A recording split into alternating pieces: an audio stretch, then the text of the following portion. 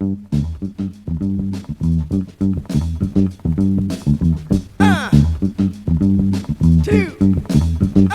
three.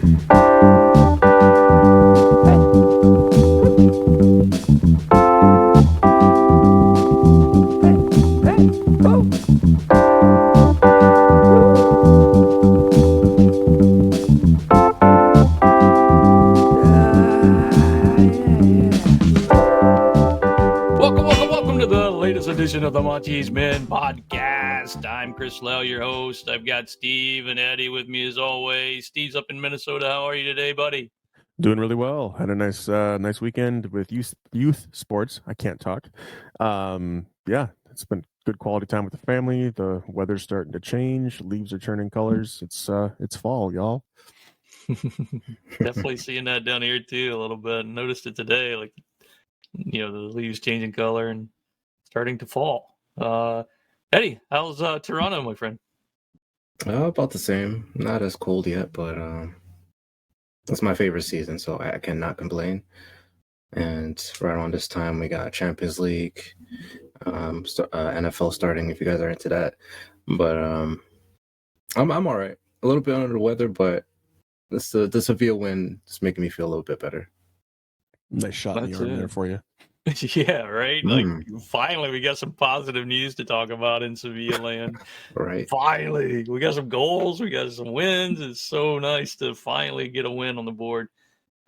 Quick shout out. I don't know if you guys are tennis fans or not, but I've been watching the U.S. Open this week, and oh my gosh, the Spaniard. That's why I'm wearing my Spain jersey today, just to give him a little shout out there. Carlos Alcaraz, his first Grand Slam, I think, major tournament. I don't know if it's a Grand Slam. I'm not a big tennis guy, but that guy, man, he's so much fun to watch. He's a ball of lightning, and congratulations to all the Spaniards listening. And looks like we got a really young guy. I think he's 18, 19 years old, something. Now number one in the world, starting tomorrow. So, geez, if you haven't seen him play, take a peek because he's going to be a special talent. Spain just keeps churning out tennis guys. But anyway, we're not a tennis podcast here. I just wanted to give a shout out there because that was special this week. So Sevilla had two matches since our last broadcast. Our first Champions League match at home against Man City. That's about all we want to say because we got crushed 4-0, tied our second worst loss ever in the Champions League. They got kind of a stoppage time goal there to take that record. Haaland dominated. Actually, I didn't think he didn't dominate like he did at Dortmund. He just did what he does. He got goals, and that's what he does. It's so good. It's fun to watch, isn't he? Yeah, he's a monster. They call him a goal monster, and he's just he's just an unbelievable player and young. We're gonna have to deal with him forever. So, anyway, glad he didn't go to La Liga. Let's say that. I'm glad he's in the EPL. Sevilla just got dominated. Lopetegui tried some different things with the lineup, kept it pretty close at halftime, 1-0. Some changes in the second half. Some gifts. I mean, Jordan came on and immediately gave some gifts away. Bono with a couple saves to kind of save it from being worse. And anyway, that's the match. There's not much to really say. I think Man City had 22 shots. Just kind of shows you how dominant they were. Just really, really dominant. But that game kind of set up a lot of anger and fuel for the Fire Lopetegui crowd. I guess the Sevilla supporters there just didn't appreciate like how we approached the match and the effort that the players gave on the field, I guess. And I think all of us on the podcast here, I'll let you guys speak for yourselves, but I didn't think the Man City match was the determining factor on whether Lopetegui should stay or should go. It's Man City. Like, I knew we were going to lose. I thought it was going to be worse. So, to me, I wasn't angry after the match. I was whatever. But then immediately, Twitter was going crazy and the board is meeting and Monchi's meeting with other Sampaoli's coming, and whoever else, all kind of people rumored, right? So, guys, do you want to say anything about the match? Go ahead and do that, and then talk about the midweek stuff with Lopetegui. Ended up Lopetegui stays for at least the Espanyol match. We'll get into that a little bit later. Steve, anything on the match or the Lopetegui rumors, gossip stuff? Yeah, a little bit. I mean, sure, it wasn't the best showing. It was a terrible showing. It was our worst showing in Champions League at home ever. But it was still home football in the Champions League, and there's always something special about that. So no matter how poorly we're playing at any given time, if we're playing in the Champions League, I'll be tuning in. It's something that we can cherish, and it's fun to watch. As when it gets to the coaching carousel, Chris, you mentioned that before, like, the decision on Lopetegui probably was made before Man City. Like, Man City was not the determining factor. I would go even a step further than that and say it was probably made before Barcelona. I think that if the board decides to move on from Lopetegui, it will be because of the way that we handled the first 3 games of the season, and that loss in match day 3 kind of wrapped everything up. It could put a tidy little bow on it. And at that point, it was Lopetegui kind of just fighting for his job in a way that is kind of more reflective of how they respond to adversity on the pitch instead of getting results, because I don't think there was any way that we were going to be pulling points away from Barcelona or getting points from Man City. But you have to look at how the team played and how the team responded to that. And Lopetegui tried some different formations in both of those games, really, but didn't work. Things fell apart, and they fell apart. They crumbled, like, in spectacular fashion in the second half of both of those games, and it left the fans very upset, wanting more. And I think that is what sparked those board meetings and all those other coaching carousel scenarios that you brought up there, Chris. And something tells me that those meetings were not spur of the moment. They probably were just scheduled to happen after that first Champions League match, just with the way, just the schedules of all these other people and important folks. They kind of get filled up pretty quickly. So I don't think that Lopetegui can do anything from here on out to change the mind of a lot of Sevilla supporters at this point. Unless he wins every other match for the rest of the season, I don't think that there's going to be a lot of change in sentiment about that. I hope that he can turn it around. I hope that he can make things right by the Sevillistas and by the board and by his bosses, really. But I don't think that that's going to happen. I think that we are in for a run of mediocre play if we keep him at the helm. And it's the unfortunate truth that mediocre play is probably going to be enough to keep him at the helm, just with what we've seen from the board in the past. Like, if we draw against Villarreal,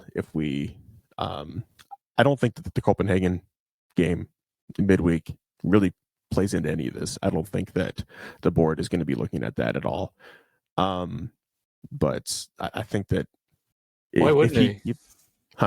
Why wouldn't they, though? I mean, like, that's a must-win match if you really want to challenge for second or third. If you're trying to continue your European, trophy push, and more importantly, money push. I think of getting out of the group this year. Why wouldn't they consider that? I guess because I don't have any faith in the board to make the right decision at this point. It comes right down to that. I would be considering it. I would be looking at that.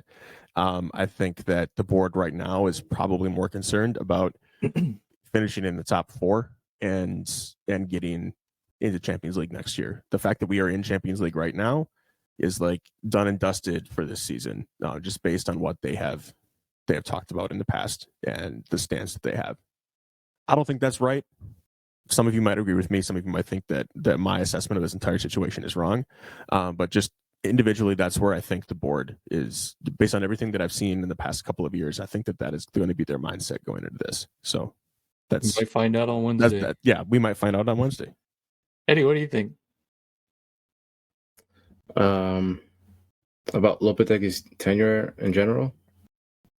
And tenure in general, is Copenhagen important, or is it all riding on the Villarreal match now? Now that we've kicked the can from the Espanyol down to Villarreal, It is important for sure because I'm pretty sure we're still expected to qualify from this group. So, say it's a heavy defeat away in Denmark, it might create a little bit more, I'm not sure if it'll instill panic on the board. I don't think there wants to panic, but just further unrest. We have Atletico at home on the weekend, so it might, change the mood of the fans out of that game, if that matters at this point. But Copenhagen is important. It's a must-win game. I think those are the 3 points that are easiest to come by in the group anyway. Both games against Copenhagen, so that's a must-win. The game against Man City, as you mentioned, wasn't going to be the reason that he got sacked. I think a lot of people foresaw a defeat of that magnitude. So I know because of what happened elsewhere in Europe with Leipzig and Chelsea, maybe they thought it would be a hat trick of sackings. But I guess the board stuck with their guns here. They had some faith in Lopetegui. It's like, we're not going to let you go that easily or not this quickly. We're going to stick by you, but you have to show us something. You have an opportunity here against Espanyol, and you kind of have to win here because we're down at the bottom of the table. Not that the standings are that important right now because it's not that many games played, but it was a must win this weekend. Yeah, and there's a lot of rumors saying that the $12 million buyout or whatever would drop if Sevilla was in a regulation position at a certain point of this. Did I get it right? I don't know. Yeah, who knows, right? Who knows? There's so much crap that I read on the internet this week. You don't know. So we'll see. I mean, he did his job on Sunday. He got through another week. Sevilla takes the 2-3 victory up in Barcelona against Espanyol. We saw an early goal this week from Lamela. Like, holy cow! Like, right out of the gate, within the first 60 seconds, Sevilla's on the board 1-0. Lamela got a through ball from Carmona, who got his first La Liga start, playing kind of that right back position, right? And ahead of Navas and Montiel. So through ball, Lamela, wrote out a challenge and put it in the back of the net. That's what you want to see. And he's had his opportunities this year, and he finally got it. So got his first goal there. Carmona gets his first La Liga goal a little bit later. It was a corner from Acuna, and Esri heads it right to the keeper. Pretty good header by Esri. Keeper spilled it a little bit, and Wani was on the spot there. Well, Wani Carmona, he's on the spot. Not Johnny, Wani. Anyway, puts it in the back of the net. 2-0 Sevilla. Then he gets his third just a little bit later. Right at 45 minutes, I think, right before halftime. The defender, Cabrera, just made a meal out of whatever he was trying to do. And there Carmona right on the spot again there, putting pressure on and puts it in the back of the net. Sevilla up 3-0, riding high. And then La Liga ref strike. Not too long after that. Call a penalty on Acuna, handball. Joselu comes in, knocks it in, going to halftime, 1-3. Sevilla riding high. Not as high as they could have been, but second half, Braithwaite comes in, scores. He kind of heads it. Bono fumbles it a little bit, kind of spills it right out. It really made a mill of that too, and right to Braithwaite and puts it in the back of the net. That was 62 minutes, so 2-3 at that point. Rest of the match very nervy. Lamela gets a red card, his second yellow, 83rd minute, I think it was, and just set up for a scramble at the end. Sevilla went down another man later with Fernando Looks to be, heat exhaustion is what it was appearing to be. Just really struggling, it looked like. And Sevilla was a good, 4 or 5 minutes or more without Fernando there at the end. 10 plus, it was like 10 minutes of stoppage time in this match, too. Just unbelievable. I don't know where that came from, but Sevilla holds on. Fernando. Yeah, but even that wasn't, but maybe a couple minutes, and No, there it was wasn't like 2 a minutes ton long of in stoppage time, and they had 6 or 7 on the board, didn't they? Yeah, I think it started with 6 or no, it was 7. It took 2 minutes into extra time for us to even see how much extra time it that was. was so weird. And then it was like 7 minutes. What is this? Yeah, it was so weird. Anyway, they ended up playing a lot. Sevilla holds on, gets their first win of the year. Lopetegui saves his job for another day. Sevilla is now 4 points, still right there at the bottom of the table. Only goal differential from being at the bottom of the table. So, but on the positive, they're only 6 points behind Villarreal, right? So we're still early, and we play them Sunday. So a win, you're only 3 points behind those guys, and that's kind of probably who you're going to be chasing for those European spots. So that's a good measure. Eddie, what did you think about the game? I think we're very fortunate with the goals. Shout out to Sevilla's best player, Cabrera, on the Espanyol backline that gifted us those goals, really. I mean, Lamela, yes, had his chances, but it was a very poor challenge by him in that first minute to let Lamela in, but Lamela finished in a 5-hole too. It wasn't that easy of a chance either, so good on him. But Carmona was probably one of our best players in preseason. So I'm very glad he's getting the minutes. He has been playing at center back because he's more of a defensive player, but he could do a job at right back as well. And having 2 goals and an assist in this game, just being at the right place at the right time, right? But to actually act on it, because we have had chances in the past and haven't finished, so good on him to finish those straight from the Sevilla academy. So you love to see it. But I think we're very fortunate in this game because I don't trust our defense yet. That's going to need some work. I feel like we'll have a much better defense once Marcao comes back because we really need a leader back there. But having said that, we had to suffer for this as we normally do and get on the guys to hold on even with 10 men. I don't know where that red card came from. I could see the intent of why he's shown the red because of Lamela's lunge, but he didn't make contact. Even the yellow card he got. But enough about referees. I don't like to harp on that. I think we just have to take care of things defensively. I really enjoy Isco up there in the hole, bringing back, the pause that we used to get with Banega. I mean, I know Papu's capable of the same, but I feel like, I don't know about you guys, I feel like he kind of rushes the pace a little bit sometimes when it needs to be slowed down. But I don't know, different styles. But a win is a win. I'll take the 3 points, especially away from home. Yeah, huge win. A little bit of that Lopetegui luck that we had in the first part of last season came back with these goals, and we haven't had a lot of that lately. So good to see that. Steve, the penalty call on Acuna, kind of controversial. What did you think? Was it a penalty? Like, letter of the law says no, but what do you think? I don't know. Like the way it was, it was called a penalty on the field. VAR didn't I don't know if VAR didn't intervene. I can't remember if it went to VAR or not. But with all of the the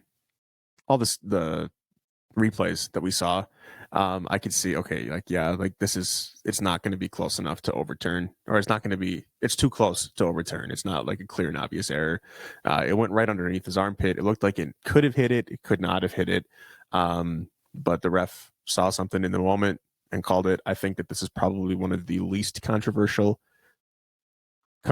calls that we've had in the last year and a half. I think this is not necessarily a bad call. It's just unfortunate that it went against us. Does that make sense? It's not like the penalty that we had in match day 1 that was it Papu who gave up that penalty at the edge of the box, like that was a completely different scenario.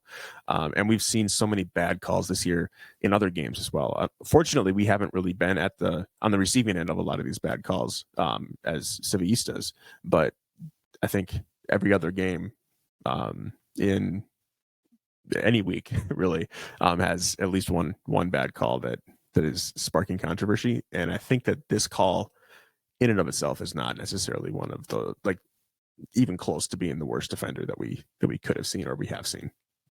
It didn't cost us a game, thank goodness, but it was a terrible call, and I don't think it went to VAR. I think the ref just stuck with his decision, which was a shame because Cunha had no idea. His back was turned. The guy headed it, and it almost looked like it came off his knee and then went up to his arm on another replay. So I don't know. It could have been called differently, but just I don't know. I don't fault the ref as much for this one as I do for a lot of the other calls that have gone badly. Yeah, the crappy thing is he got a yellow. Like, come on. Yeah, like that yellow on top. Like, come on. Yeah, that was probably for arguing because Acuna, he's got a mouth on it. Doesn't want to very stop. very well could have been for dissent because it came pretty well after the fact too, if I remember. Yeah. If I could just shoot a question to Steve. Sure. How'd you feel about N-City getting the start? And I hated it. I did not want to see him get the start, but then he showed up. I think he only had one time where his feet kind of fell out from underneath him, but he had there were 2 or 3 times that I wrote down that he actually received the ball in stride and didn't make a meal of it, but actually put one on target and forced the keeper to actually make a spectacular save. And and then we had already talked about the first goal for Carmona, where En-Nesyri does honestly what he does best is using his head on set pieces. I mean, he's good at that. But no, I was happy with the way he played. I was not all that happy at the moment when I saw that he got the start. Does that make sense? Yeah, for sure. Because I wasn't happy either. I think everybody was probably like, "Oh, really?" No, I mean I don't know if my expectations for him have just sunken down to like astronomically low depths right now, or if he actually played that well. But he impressed me. Like, he exceeded the expectations that I had for him in this game. And I can't fault him at all. Like, yeah, sure, like 1 or 2 mistakes, that's not anything to balk at. It doesn't detract from the all around pretty good football that he played. Yeah, definitely. I just looked it up. He was the 3rd highest rated player for Sevilla outside of Isco and of course Carmona with the man of the match. So stats showed that he had a good game too. So yeah, I was shocked when he made the keeper make a save and he didn't sky the bar. So hopefully this is good, signs of things to come, because we've seen him be a really good player. We'll see. I hope he finds the back of the net soon. Lopetegui loves him, so he's going to get his opportunities. It was more of a defensive pick because even though Rafa tracks back as well, I think N-City is probably best at doing that. Yeah, he'll even cover a left back if he needs to, right? So covers a lot of ground. Sure does. He'll run his butt off. So we mentioned Isco there, and Eddie, I agree, man. Like, you can see the quality. Like, anytime he receives the ball, he kind of knows what he wants to do with it before he receives the ball, which I don't know that we've seen that in a while. Maybe Rakitic at times, but I mean, he just seems, the quality's there. You can tell, and he'll make a turn where we haven't seen a lot of players making that kind of maneuver. Torres got the start too, and what did you think about his play together with Isco? Did they work well together, or? It works, especially with the style of play that Lopetegui employs. You need players on the field that know how to play with the ball. I guess that's why Delaney might be a tougher choice. Not that he's terrible, but he doesn't have the same kind of touch that Oliver does. And Jordan could be really nice on the ball as well when he wants to. I think in this game he had some decent touches and some good looks as well, like he normally does. And we're finally playing through the middle, something that we've lacked a lot. So I guess because the formation is very narrow, so you're going to get more bodies in the center of the pitch.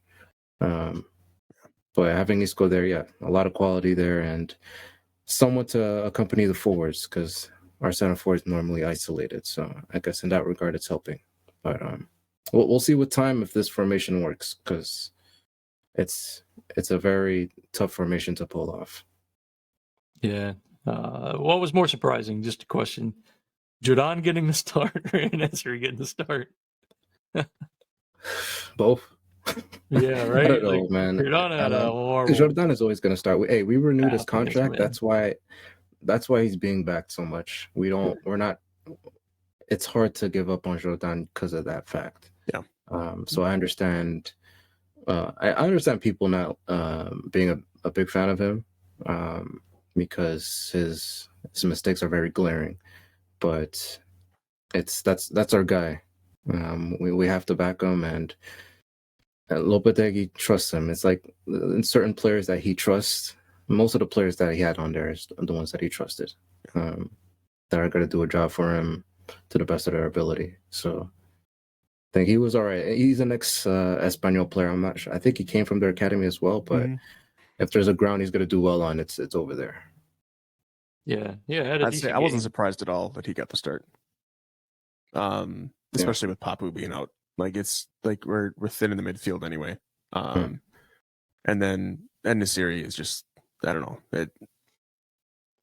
It feels like that is more of a kind of a shocker, because we've got Rafa Mir and we've got Dolberg now, like our fancy new signing on the front, and they all play pretty much the same position. They play it in a little bit different ways, but it's really the same position. And I feel like you could,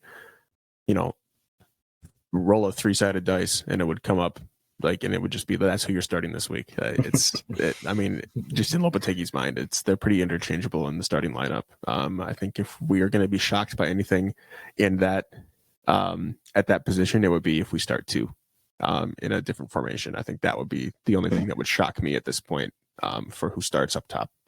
What a hell of a way to give a guy confidence, though. I mean, okay, you had a really terrible half against Man City. Here, you're in the starting lineup.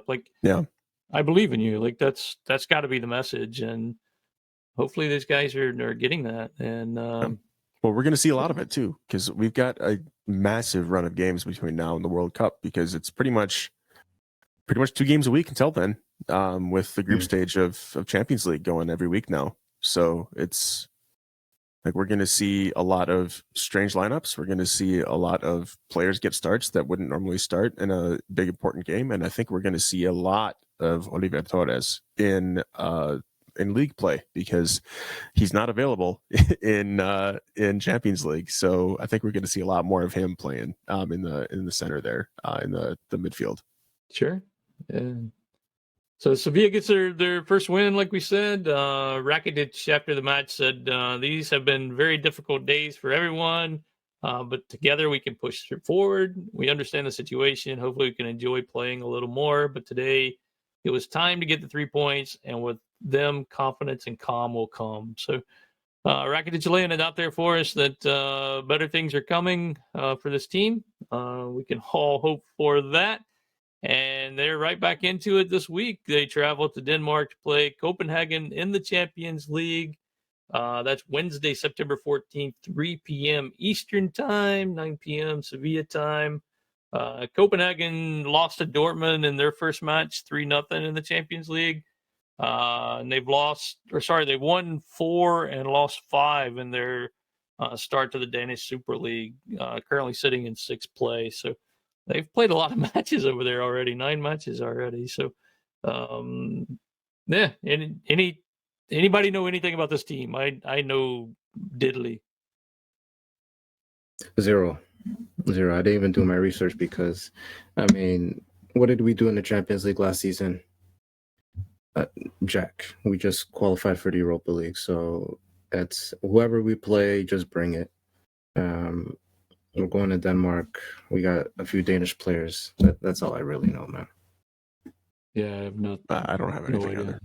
Yeah, I know the new guy Dolberg was excited to go back. I think he's played them in the past, but looking forward to going back home, I guess. That's all we got for you, folks. We did a hell of a job researching this upcoming game, as you can tell.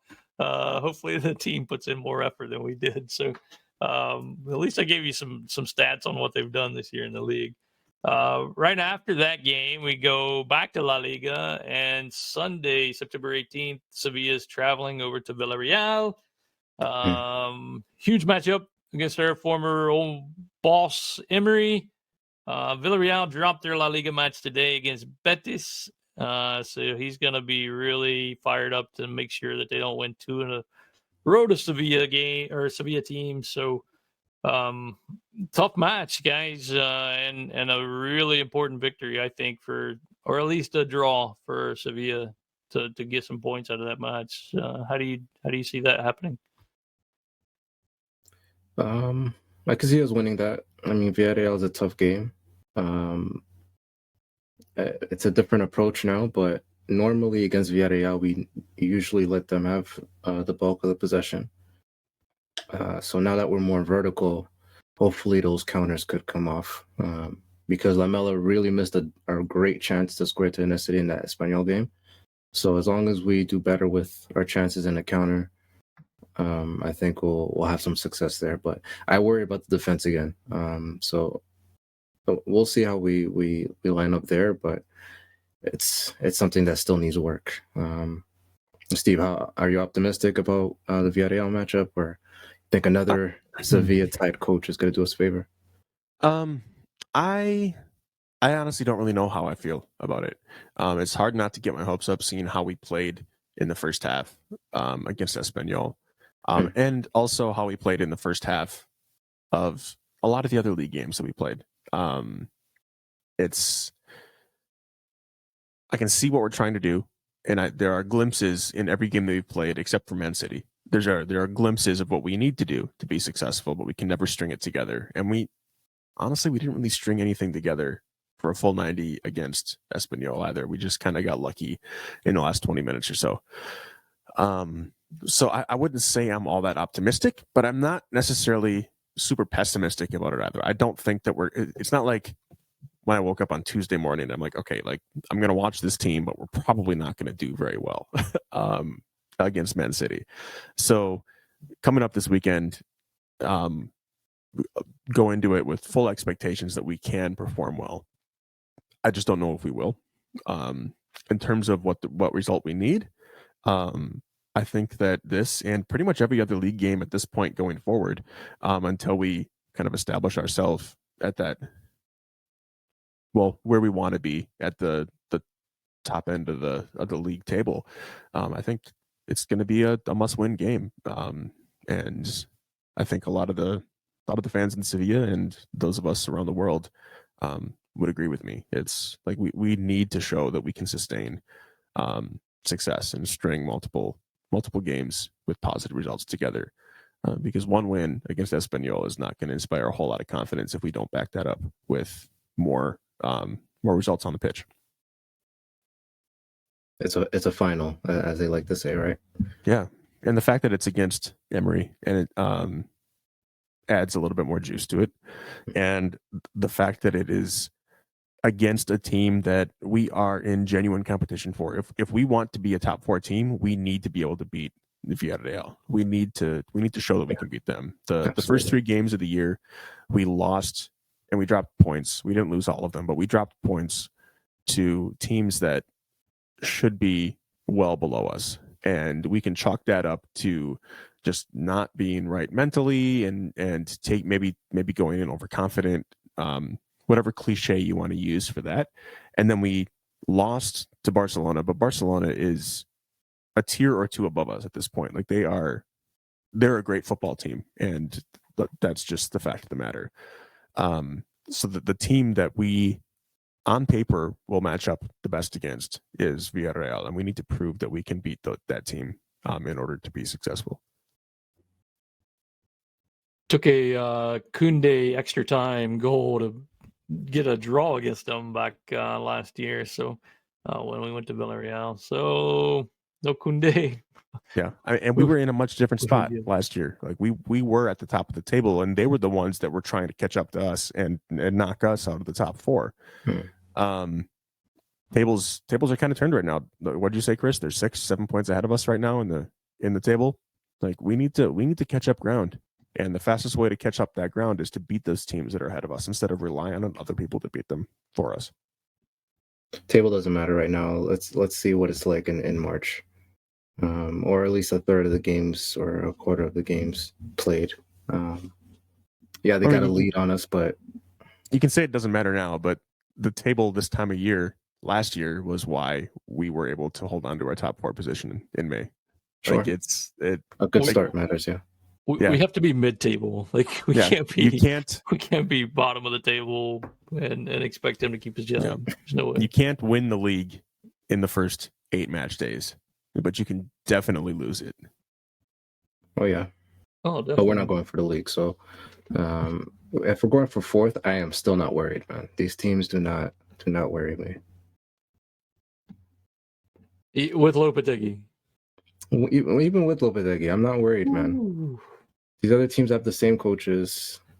Yeah, Betis playing well right now. Villarreal playing well. Good for them. That's great for them. But it's still September, right? September? Yeah, September 11th. September. Yeah, it's our early doors.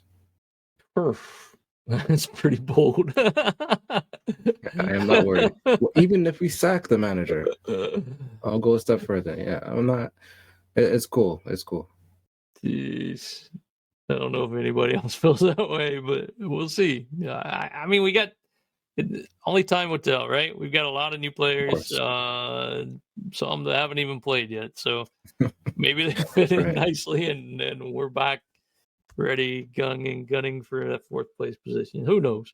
The Sevilla women was supposed to kick off their season this past weekend, but the refs are on strike. The players at Atletico Madrid, and I forgot who they were playing, were out on the pitch ready to go, and the refs didn't show. They just everybody was there but the refs. So striking, don't know anything yet. So who knows? I don't know when the games will start. They're demanding professional status. So I guess they're not getting paid like the refs are getting paid in the men's league. So to be fair, the refs getting paid in the men's league they're paid pretty poorly anyway. But it's a very thankless profession. It's a very thankless profession. I have no idea, but they're terrible. They don't deserve thanks, but they do deserve pay. So pay those people and get them out on the field. Let's go. Everybody deserves pay, especially if you're making money from I mean, they probably don't make a lot of money from the women's game, but hey, yeah, they are. I mean, Barcelona's selling out their games and stuff. Come on. Yeah, pay these people. And then Sevilla Atletico, we won't touch on them much this year. We'll kind of follow them a little bit. They won their first match, lost their second. They're way down in 4th division, so hard to find information on those guys anyway without following Twitter feed. So anyway, guys, another week, a lot of drama this week. It seems like it's a never-ending drama with this team right now. It's like a soap opera, and maybe that's what people like. Del Nido sure likes a good drama, evidently, because that's what he showed in the stands the other match. Generating buzz. Jeez. Holy cow. Anything else before we hop off? Nada. I got nothing. Just win, man. It's the Champions League. Score goals and win. That's all we do. That's all we want. Just win, man. I don't care who starts. Just get the win and get out of there. Exactly. I just want to say, seeing Carmona play so well in the first half of that game, and then being subbed off by Jesus Navas was like kind of poetic. It's just like Jesus Navas for so long has been our academy player who like held down that right side, and seeing him come on for a person who could be his replacement. Like hopefully he turns into somebody that could be a replacement for him. It kind of made me feel things, and I was just like, I don't like this. I don't like seeing Jesus Navas be relegated to a lesser role on the team on the pitch. But it's cool that maybe a replacement for him has come, and we could be in for another treat of a player for many, many years. Speaking of that, we didn't even mention Kiki Salas. He got his first start. So congratulations to him. Congratulations, Carmona, first league goal, an assist. Just excellent week. Good to see the academy players playing, right? Good shout outs to you. I'm glad you mentioned that. Yeah. Yeah. Eddie mentioned earlier, the date 9/11 holds a special place in all of our hearts. Just, thoughts, feelings, all that good stuff for everybody that was affected by that date. Thanks to our folks up in Canada, Eddie, there for really supporting us through that time and housing a lot of folks that were stranded on, at the airports and in some of the cities. There was a lot of humanitarian aid that happened during that time. And anyway, it's hard to believe it's been that long. 21 years. 21 years. Unbelievable. But anyway, on that note, vamos mi Sevilla. Vamos campeón. Y nunca nos rendimos.